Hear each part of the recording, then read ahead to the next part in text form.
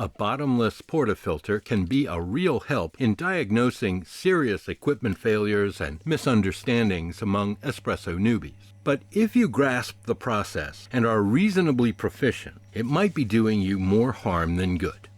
They're very popular because, well, everyone likes to watch a nice shot of espresso. Coffee is exceptionally photogenic, regardless of the method.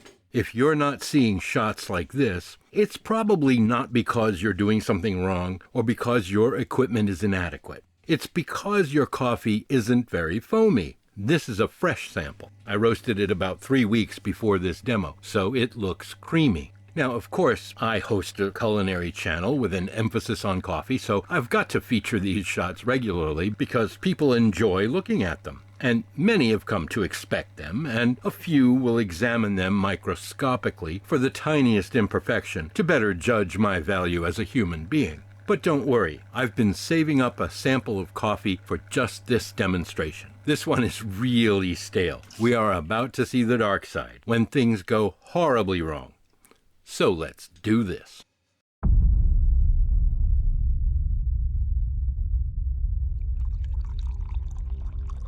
Oh my God. It's like a miracle.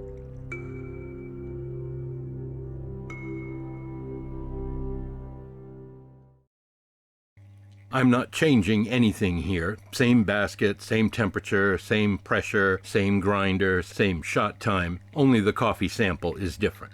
Can you believe how ugly this is? Looks like channeling all over the place. But is it as bad as it looks? We're going to dissect the puck and see if it can tell us anything. Okay, spoiler here. This is how all shots would appear if there was no foam to fill in all the blank spaces. CO2 stays dissolved in the coffee liquor because of the pressure. Well, once it reaches the perforations on our side of the basket, it encounters atmospheric pressure, and that CO2 evolves immediately, and you get that dreamy, creamy illusion. But the second coffee sample had very little CO2. This is espresso without its clothes. The real naked shot. This is the old man without his dentures. This is the bride without her makeup.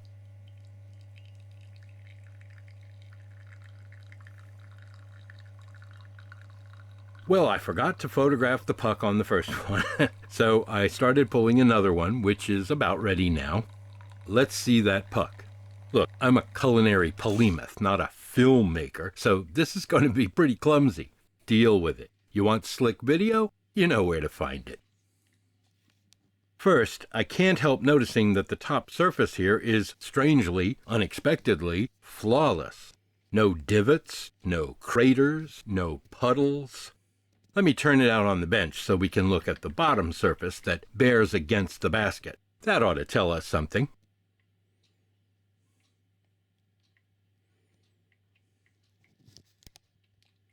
Well, what do you know? Again, flawless. Well, now, before we start talking about a pattern developing, let's look inside.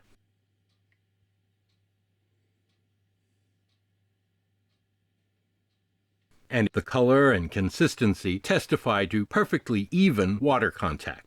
No dry spots, no soggy areas. This puck, from a grotesquely ugly shot, is in fact absolutely flawless. Now, how is that possible? Well, that ripply-looking business you saw, which a lot of people would interpret as evidence of uneven extraction or channeling, is happening first at the interface between the coffee bed and the basket's inner surface, and again on our side of the basket. We're not seeing the 9 bar of pressure side. We see only the atmospheric pressure side. Fluids behave differently passing through small holes with no additional pressure than they do flowing through a tightly compacted bed of particles under a lot of pressure. See for yourself. The water obviously flowed through as intended, saturating everything evenly. What we see here is not channeling, it's just flow. The idea of water scouring out shortcuts to the bottom of the basket and eroding paths that bypass entire regions of coffee is 100% certified organic grade A bullshit. assuming the grinder, the espresso machine, and the operator are at least competent. There is no such thing as uneven extraction or channeling, which means you don't need anything to fix it. If you're able to ride a bicycle, you don't need training wheels. You don't even need to reinstall them occasionally to make sure you've still got it. If you want proof, see my recent video where I pulled a bunch of shots in a somewhat cavalier manner with and without WDT, and they all turned out indistinguishable from each other. A link should be appearing now.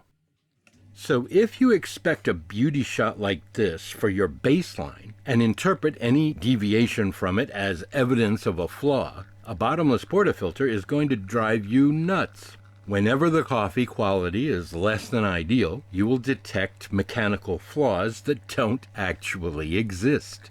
So avoid the doubts, avoid the stress. Go dig up that spouted basket you stashed when you switched to the bottomless one, give it a good dusting, and start evaluating your shots by taste. Sure, the bottomless filter makes for great video. It's indispensable for people like me who experiment with different espresso machines and baskets and showers, and grinders and coffees, and need to bring useful or at least interesting things to your attention. And sure, the naked filter can help newbies diagnose equipment problems and operator error, but once you understand the process, get your hands on decent equipment, and develop some proficiency, you no longer need to watch each shot like a fretful newbie. You only need to taste them, and taste them critically. Tweak and dial in for flavor, and always remember, if it tastes good, it is good. Well, that's it for today.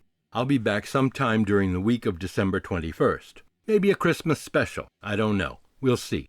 But I will definitely be posting more regularly now, for the algorithm hath spoken and I've heeded its warning.